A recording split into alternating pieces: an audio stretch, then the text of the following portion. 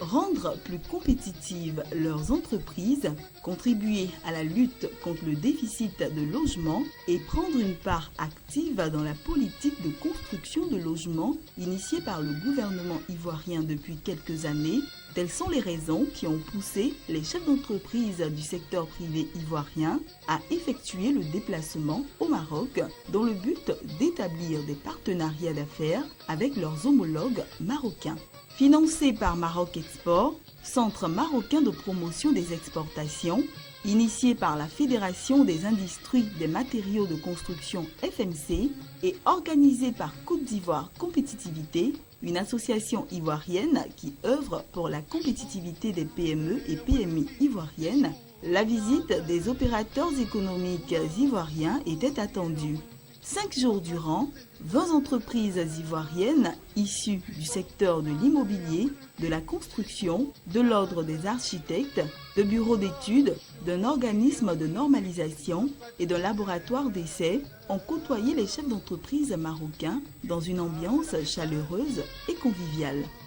Débutée par une cérémonie d'ouverture le 8 juin, la délégation ivoirienne présente a eu droit aux chaleureuses bienvenues de la part des responsables de Maroc Export, de la Fédération de l'industrie des matériaux de construction FMC et de l'association Côte d'Ivoire Compétitivité, co-organisatrice de cette mission.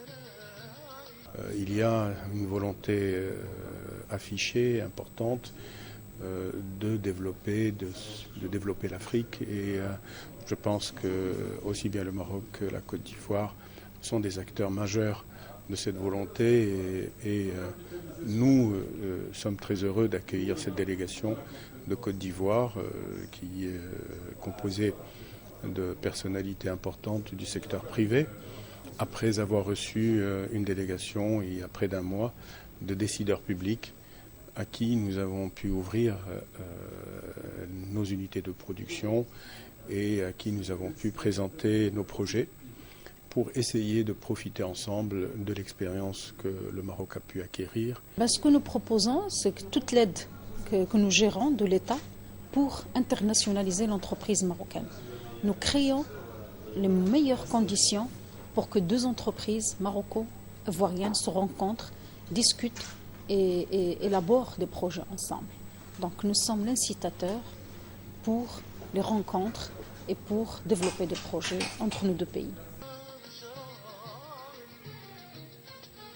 Fini la cérémonie d'ouverture, place aux séances des rencontres B2B qui se sont déroulées sur 3 jours.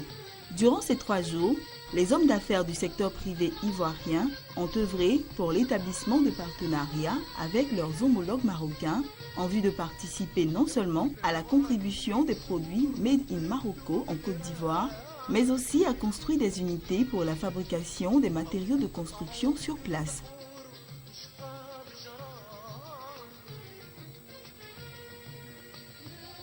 Étant dans un domaine assez complexe, surtout en matière de matériel pour les travaux maritimes, mais je viens tenter ma chance pour voir si je peux avoir d'éventuels fabricants ou d'éventuels fournisseurs dans notre domaine bien précis. Pour les premières heures qui se sont déroulées dans cette matinée, j'ai eu déjà une rencontre qui a regroupé à la fois 3 entreprises. Et puis apparemment c'est des entreprises qui sont dans le négoce et qui ont une large vue sur leur potentialité. Et je pense que ces trois boîtes réunies vont réussir à me trouver les partenaires dont je leur ai demandé la nécessité. Nous sommes venus au Maroc pour croiser donc les hommes d'affaires marocains dans le souci, ma foi, de lier des partenariats pour la construction des logements sociaux en Côte d'Ivoire. Nous sommes venus à la rencontre de nos confrères marocains pour essayer ensemble avec eux de voir les opportunités d'affaires et surtout comment les concrétiser, de sorte à nous inscrire aujourd'hui dans une coopération sud-sud qui nous permettrait vraiment de consacrer la politique du gagnant-gagnant. Je pense que c'est une très très bonne chose. C'est Afrique, je peux bien le dire. Et ça donne encore l'initiative aux Ivoiriens de devenir comme les Africains du Nord. Parce qu'aujourd'hui, quand vous voyez le Maroc avec Sa Majesté, faire des tours en Afrique pour investir dans des pays comme, par exemple, notre pays, la Côte d'Ivoire, ça donne un boum au cœur. Ma présence ici, c'est dans le cadre de recherche de financement et disons des partenaires pour la réalisation d'une promotion immobilière. Et j'avoue que pour les personnes, pour les entreprises que j'ai déjà rencontrées, je suis séduit. Je suis séduit par la qualité des matériaux qu'ils ont ici, même si on n'a pas encore peaufiné nos discussions, mais je pense que ça augure de lendemain meilleur. On est là pour rencontrer les donneurs d'ordre ivoiriens et faire des relations B2B. En fait, nous, on opère sur tout le territoire africain.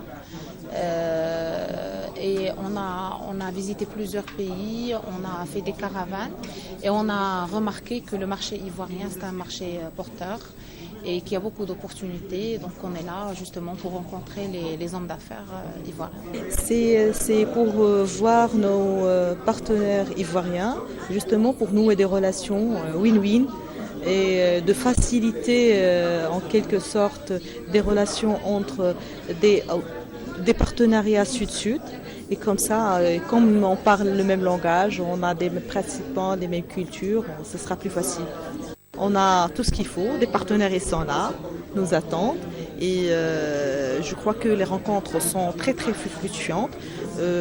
On n'a pas l'habitude de voir ce type de partenariat comme ça qui sont vraiment ciblés, mais maintenant c'est vraiment très très ciblé, construction. C'est une coopération qui va, Inch'Allah, avoir beaucoup de réussite dans le futur, vu qu'il est reposé sur des choses qui sont vraiment logiques et fondées. Et c'est une coopération qui repose sur des socles bien plus solides. C'est des relations entre pas uniquement un client-fournisseur, mais c'est des relations entre des partenaires. Partenaires soit culturels, aussi industriels, économiques. Aujourd'hui, nous sommes présents afin de développer des partenariats avec les acteurs de Côte d'Ivoire, actifs sur le domaine du BTP, en termes de construction ou en termes même de génie civil. Pourquoi ? Parce que tout simplement nous développons des solutions de coffrage performantes qui permettent de réaliser soit des programmes de logement de grande échelle avec des efficacités importantes, que ce soit pour les promoteurs ou pour les entreprises, voire aussi de développer l'acte du bâti en ayant des ouvrages de bien meilleure qualité avec des systèmes modernes. J'ai eu l'agréable surprise de rencontrer une population très diverse. Lors des journées de partenariat, lors de ces journées organisées, j'ai eu l'occasion de rencontrer que ce soit des promoteurs immobiliers, des entreprises de réalisation en construction, mais aussi des bureaux d'études et des associations qui sont actives et qui ont, franchement, pour moi c'est une bonne surprise, parce que je me rends compte que le potentiel est très très important en termes de partenariat sud-sud. Cette mission a aussi été l'occasion pour les chefs d'entreprise du secteur privé ivoirien de visiter des sites tels que les usines marocaines ou encore la ville nouvelle de Tamsna. L'histoire de la ville nouvelle de Tamsna est édifiante. En effet, Tamsna fut lancée par Sa Majesté le roi Mohamed VI le 13 mars 2007. Depuis, cette ville a franchi en très peu de temps de nombreuses étapes pour devenir aujourd'hui un véritable espace urbain, vivant et animé par les milliers d'habitants qu'elle accueille. La ville s'étend sur un espace de 840 hectares et ambitionne d'offrir à l'horizon 2020 54 000 logements variés destinés à abriter 250 000 âmes. Elle a pour ambition principale de répondre aux besoins de nouvelles tendances urbanistiques et surtout de désengorger la ville de Rabat. La ville nouvelle de Tamsna assure un certain équilibre en tous les déterminants de son développement urbanistique, architecture, environnement, qualité du bâti, espace public et bien d'autres. Tamsna offre par ailleurs un large choix de logements adaptés aux besoins de tous. Nous avons plusieurs types de logements. Nous avons des logements subventionnés. Ce sont les logements qui sont destinés aux habitants issus des bidonvilles. Ces logements sont subventionnés par l'État et disons la personne, l'acquéreur qui bénéficiera justement de ce logement participera aussi financièrement par le biais d'un crédit bancaire ou d'une institution financière. Et puis nous avons aussi des produits, des logements que nous appelons les logements conventionnés. Ce sont généralement des logements dont le prix ne dépasse pas les 250 000 dirhams hors taxe. Ce sont des logements que nous vendons, mais à une population spécifique.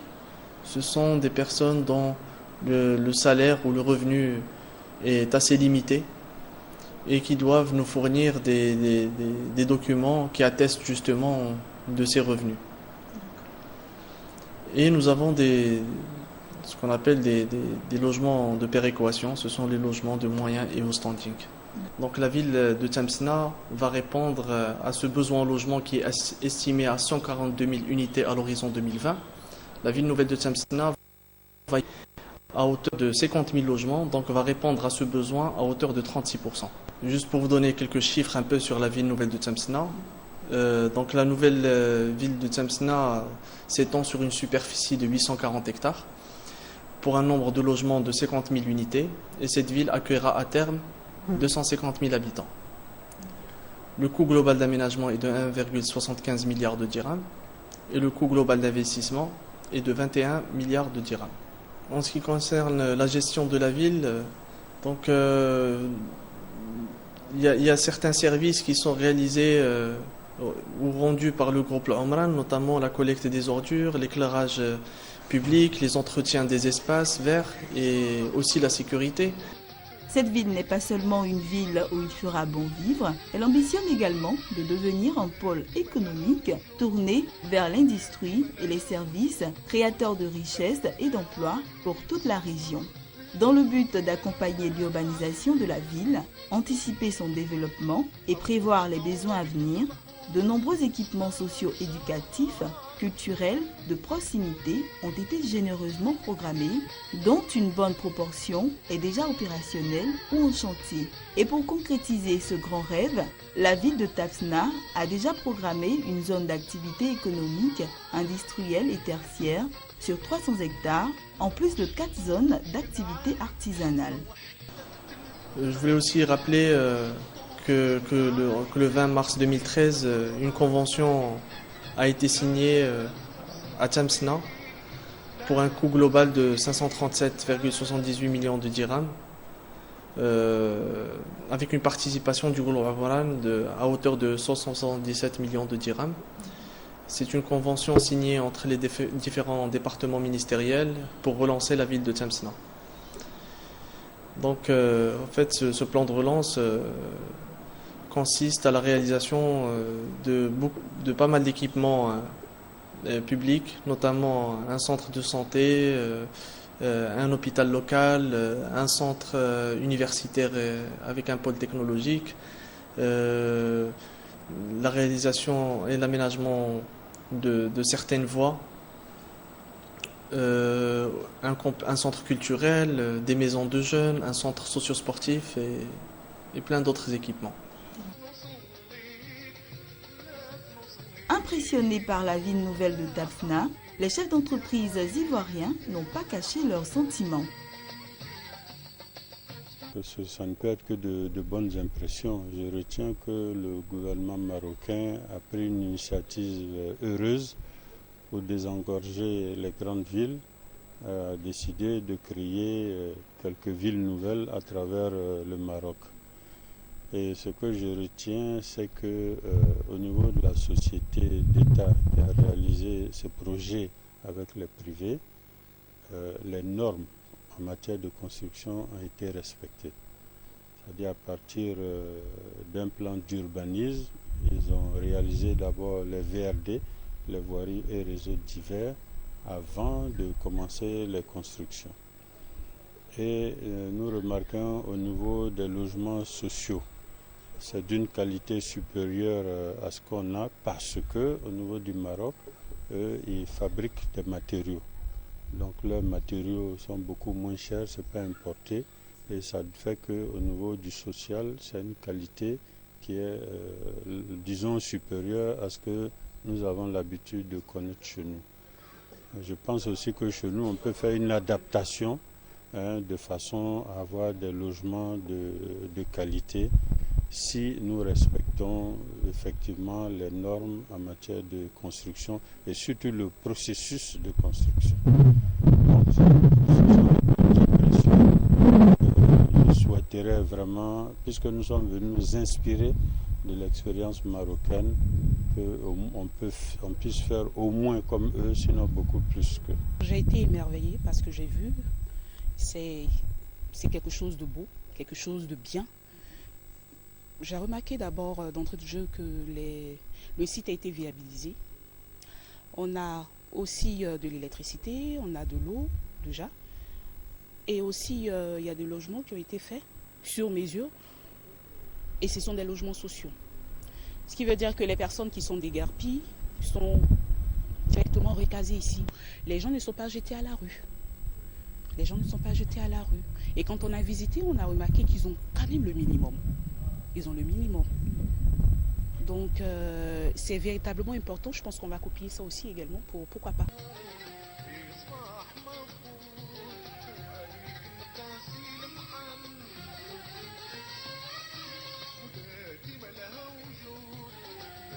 Quant aux usines, elles sont tout aussi nombreuses et variées. Les Marocains, on peut le dire, sont de bons businessmen et les patrons ivoiriens l'ont tout de suite remarqué lors de leur visite dans les différentes usines, telles que l'usine de verrerie Tolbaver et celle des services de bâtisseurs et d'étanchéité Bitulife.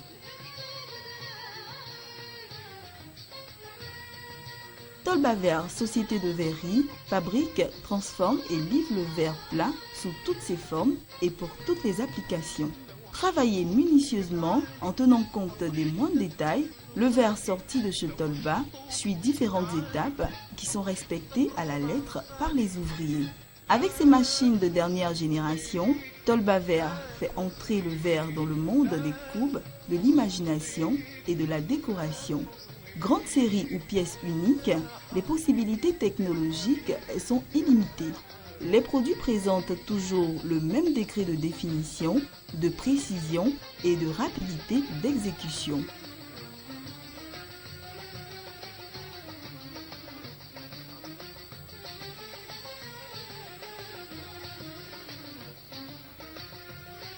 Alors le groupe Etolba, il existe, ça fait plus de 40 ans. L'origine de notre métier, c'est la construction. À travers cela, on a développé une offre globale relative à la construction et qui concerne tous les matériaux de construction. En l'occurrence, l'aluminium, le bois, le plancher précontraint et éventuellement le verre. L'installation, on est éventuellement en train de sonder le marché en Côte d'Ivoire. C'est vrai qu'il y a plusieurs projets qui sont assez intéressants. Il y a même la voie qui a été tracée par Sa Majesté Mohamed VI, éventuellement pour cette collaboration, je dirais, maroco-ivoirienne. Et que c'est vrai maintenant, l'idée elle n'est plus à la phase de départ, mais beaucoup plus à la concrétisation.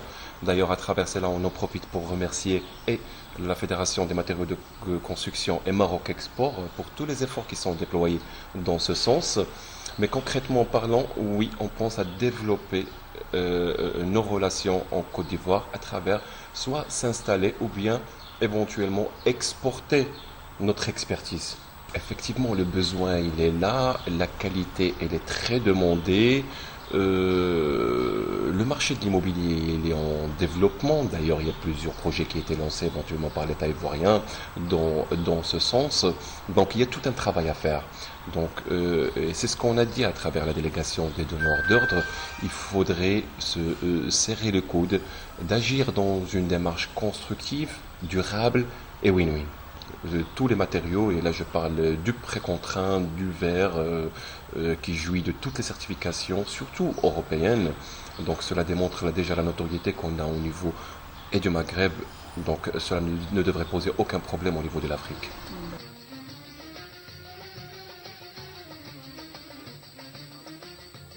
Quant à Bitulive, entreprise engagée au service des bâtisseurs, faire la promotion d'une nouvelle conception de l'étanchéité au Maroc est le credo de Bitulive.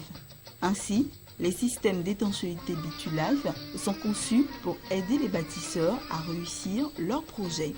Sur une superficie de 20 000 m², l'usine Bitulive dénote de l'ambition de ses fondateurs de gagner le pari de la production locale des produits d'étanchéité élastomère. Dans cette optique, l'usine est équipée d'une ligne de production de pointe et de tous les équipements pour produire des systèmes d'étanchéité de haute performance. Bitulive s'est doté de moyens pour approvisionner le secteur du BTP dans les meilleures conditions.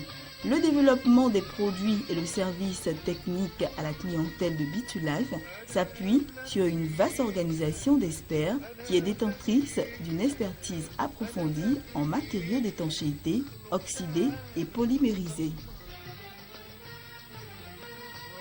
Bitulive est une société qui a pour objet la fabrication de membranes d'étanchéité, que ce soit les anciennes membranes d'étanchéité classiques ou les nouvelles membranes d'étanchéité à type SBS ou APP. Depuis l'année 2002, nous avons commencé à la fabrication et le développement de la société.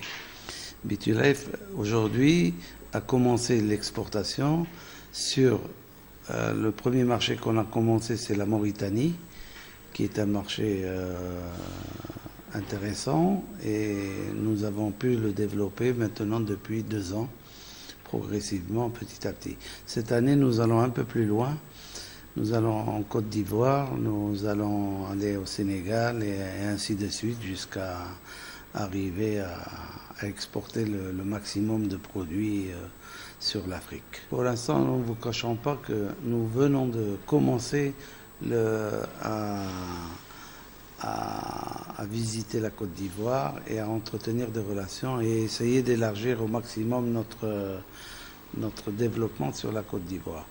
Nous ne connaissons pas beaucoup encore pour pouvoir nous prononcer sur le marché de la Côte d'Ivoire. Mais d'après les premiers échos que nous avons, il y a une forte demande et un développement intéressant sur la Côte d'Ivoire. Nous voulons participer pas seulement en tant qu'exportateur, mais participer à un développement technique, c'est-à-dire la mise en place d'une équipe pour la formation de spécialistes dans le domaine de la pose de l'étanchéité. Nous cherchons des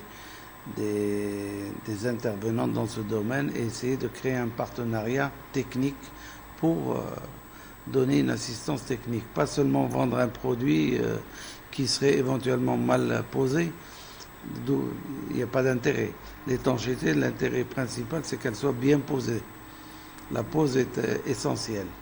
Donc nous sommes prêts à nous déplacer et à former des techniciens ivoiriens pour tout ce qui est pose d'étanchéité. Vivement heureux d'avoir visité tous ces sites, les hommes d'affaires ivoiriens pensent que c'est un modèle à suivre. Nous venons de visiter une entreprise de fabrication d'étanchéité et de bitume. Je pense que c'est une belle expérience que nous partageons avec notre homologue marocain qui vraiment stimule, j'allais dire, un partenariat franc avec ce pays frère que nous encourageons. Et nous pensons que la délégation ivoirienne qui s'est déplacée doit fortement s'inspirer de cela pour avoir une initiative privée forte qui booste l'économie ivoirienne. C'est vraiment superbe. Voilà, c'est une grosse unité qui fabrique du bitume et tout ce qu'il faut pour l'étanchéité. De l'étanchéité des maisons et du bitume pour les chaussées. Et ça nous a vraiment émerveillés parce que c'est pas évident chez nous.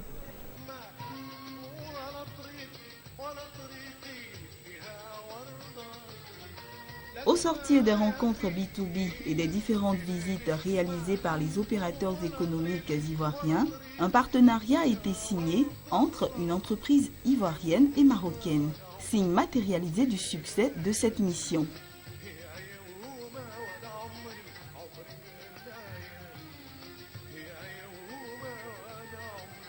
Aujourd'hui, après beaucoup de visites pour l'Afrique de l'Ouest et surtout Abidjan, capitale de la Côte d'Ivoire, on sait que la Côte d'Ivoire a un fort potentiel et un développement très fort. Donc on a fait beaucoup de visites avec Maroc Export, avec FMC et nous-mêmes. Donc on a découvert un marché porteur et on a cherché un partenariat parce qu'aujourd'hui pour accéder et pour intégrer un marché intelligemment, il faut chercher un partenariat gagnant-gagnant. Donc l'idée de faire un partenariat signé, un partenariat très poussé avec une société ivoirienne. Donc on s'est rencontrés lors d'un salon au Maroc, CIB. On a développé des allers-retours entre nous pour chercher le meilleur produit adapté au climat, à l'architecture et à la réglementation ivoirienne. Aujourd'hui, on a trouvé ce produit et on a signé, grâce à la FMC Maroc Sport, un partenariat à long terme. Donc c'est un partenariat en deux parties. La première partie, en court terme, c'est un partenariat commercial. Et la deuxième partie, Maroc Modulaire, avec le BTP, ça s'installera avec des locaux de services d'industrie en Côte d'Ivoire. Aujourd'hui, on est en train de dénicher, on est en train de signer des commandes avec l'État, avec les acteurs privés et publics ivoiriens pour l'installation des locaux, comme j'ai dit, pour l'industrie, pour les services pour l'habitation. Et ce partenariat va se développer au fur et à mesure à la demande ivoirienne. Donc on offre des hôpitaux, des classes, des habitations, des locaux des administrations pour les chantiers aussi, pour le BTP.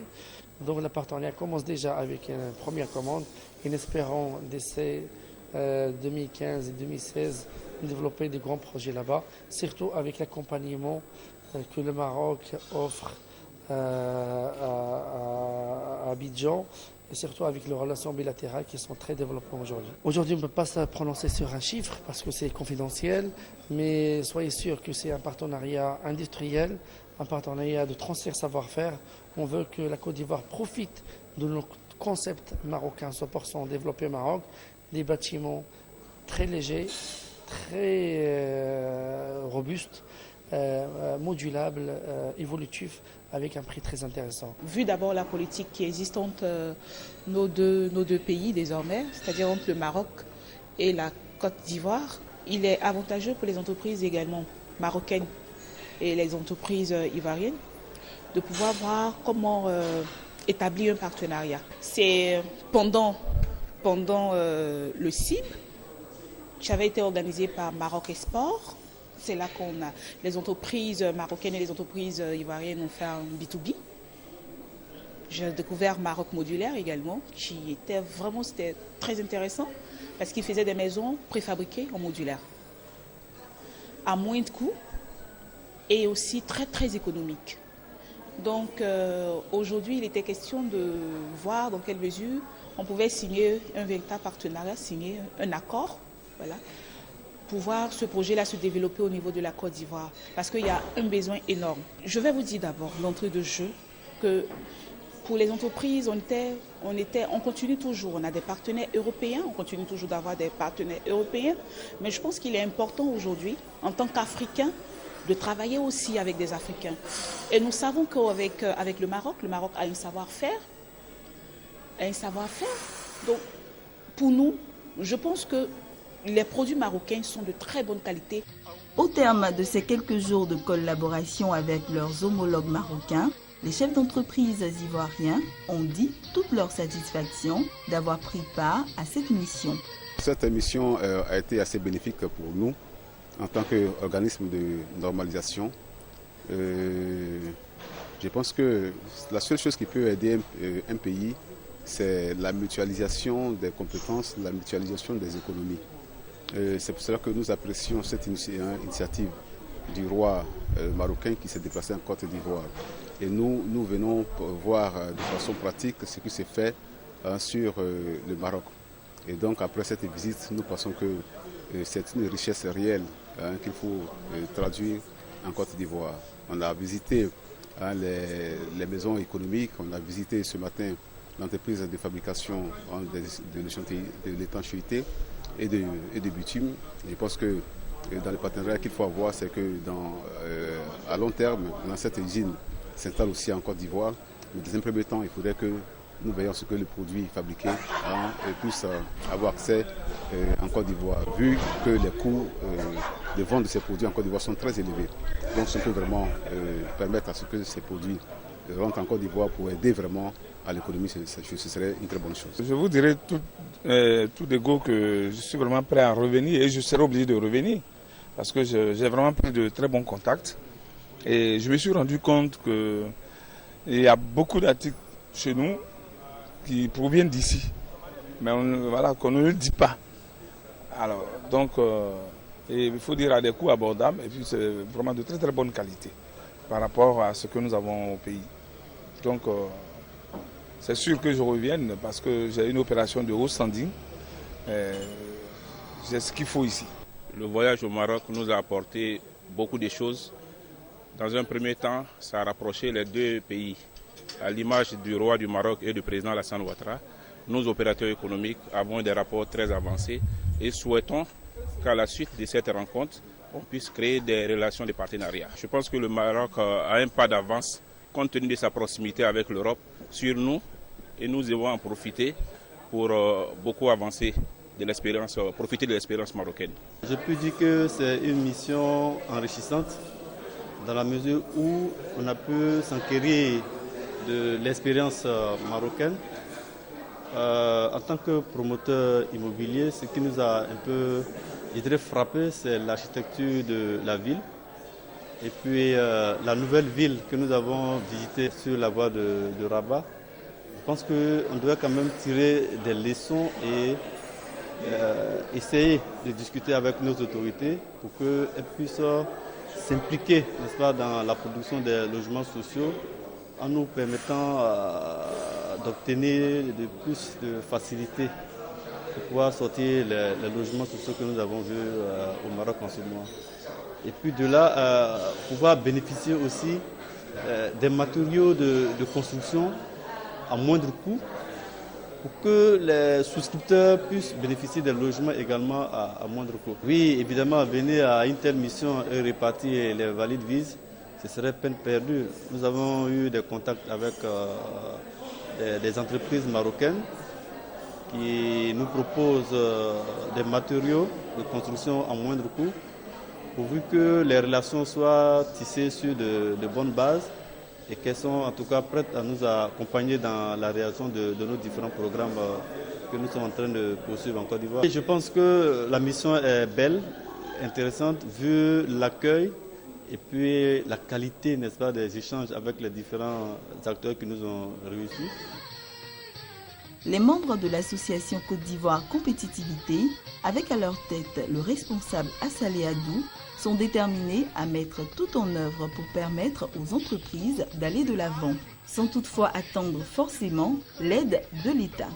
En attendant de tisser des partenariats techniques pour l'installation d'usines de fabrication de matériaux de construction, il convient d'adopter une stratégie qui prendra en compte la commercialisation de matériaux de construction et de matériel qui auront un impact positif sur la qualité et le coût des logements.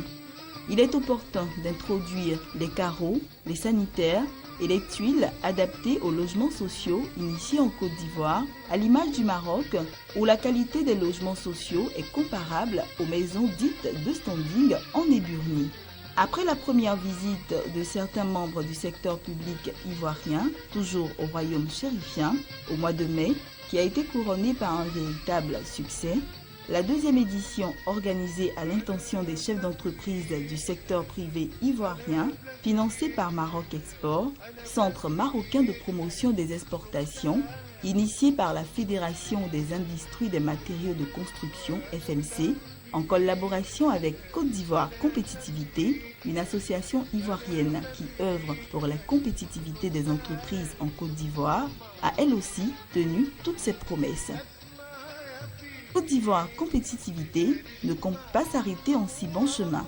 Elle prévoit organiser plusieurs autres événements, toujours dans la même vision, venir en aide aux PME ivoiriennes confrontées à de sérieuses difficultés et très souvent laissées pour compte. Des partenariats avec les entreprises marocaines qui bénéficient d'inestimables appuis du royaume chérifien auront l'avantage de permettre aux Ivoiriens de renforcer leurs capacités structurelles, techniques et même financières. Il contribuerait également à améliorer la qualité des logements sociaux initiés par le gouvernement ivoirien.